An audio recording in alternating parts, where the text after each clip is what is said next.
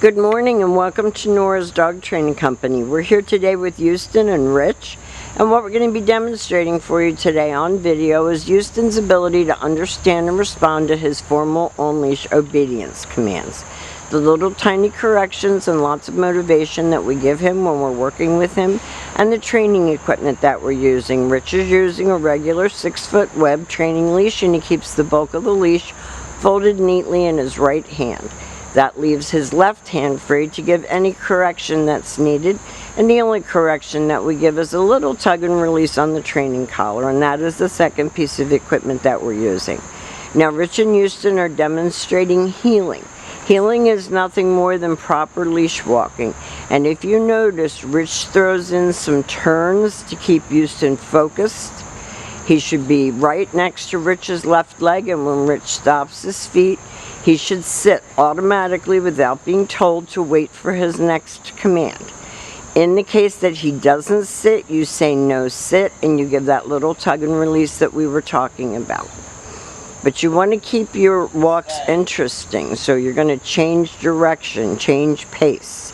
This is your sit stay. You can practice this indoors as well as outdoors. You're going to work up slowly over the next couple of months to a 3-minute long sit stay. When Rich returns back to him, he walks right back to his shoulders. He has him go back to sitting, and they take off heeling again.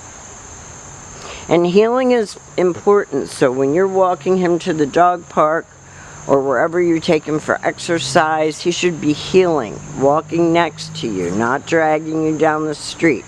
When you stop to cross the street, he should sit and wait for his next command. And he's full of energy. He's still Houston. He still has a lot of puppy in there. We forget how old he is because he's so large for his age. But he's still a baby. This is your come on command or your recall.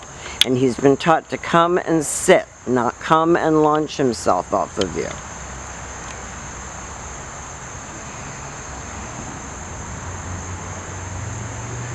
So sometimes, especially when you first get home from work in the morning, if he's really amped up, you just put the leash on him and you do some heeling, some sitting. You're going to wear him out just by focusing on obedience commands.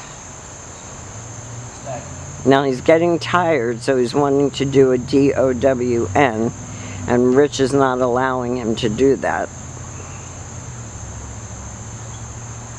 Rich calls him in, has him sit. Gives him a little treat for praise. We don't use treats every time, but he's been taught how to take it easy, not swallow your whole hand. Now the next commands that we're going to demonstrate are your down commands. This is down and stay. Stay. No. Down. Stay. And you can use a little blanket or a mat, something in your home that he can visualize as his place to down and stay. And he likes doing his obedience. Rich called him out of that down. That was very good.